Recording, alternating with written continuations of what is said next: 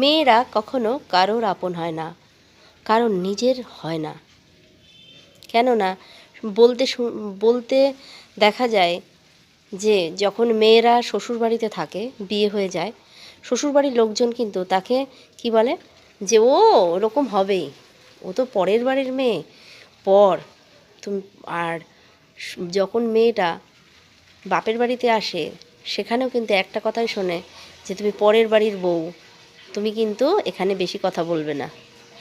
আবার শ্বশুরবাড়িতে যদি কোনো রকম সমস্যা আসে, তখন কিন্তু এটাই বলা হয় যে পরের বাড়ির মেয়ে, তুমি এত কথা বলো কেন, তুমি এত কথা বলবে না, আমাদের সংসারে এসে নাক গলাবে না, পরের বাড়ির মেয়ে পরের বাড়ির মতো থাকো।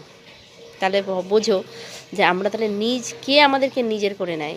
মেয়েদেরকে কেউ নিজের করে নেয় না, নিজের করতেই পারে না। মেয়েরা সবাইকে আপন করে নেয়, কিন্তু মেয়েদেরকে কেউ আপন করতে পারে না। মেয়েরা শ্বশুরবাড়িটাকে নিজের বাড়ি বলে ভাববে, আবার বাড়িটাকেও যখন সে বাপের বাড়ি থাকে তখনও সে নিজের বাড়ি বলেই ভাবে। কিন্তু সে ভাবলে হবে কি? যাদেরকে নিয়ে ভাবে তারা তো ভাবে না, তারা ভাবে ওরা পর। মেয়ে জন্মেছে মানে পরের জিনিস।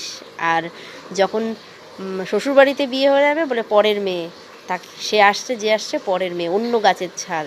তাই মেয়েদের জীবনটা কি ভাবো, তাদেরকে কেউ আপন করে নিতে শেখেনি, কেউ আপন করে নেয়ও না। তাই মেয়েরা এখন ঘুরে দাঁড়াচ্ছে, তারা একাই 100, কারো দরকার নেই কে আপন করলো পর করলো। তাই মেয়েদের কাছ থেকে শেখা উচিত কিভাবে ঘুরে দাঁড়াতে হয়।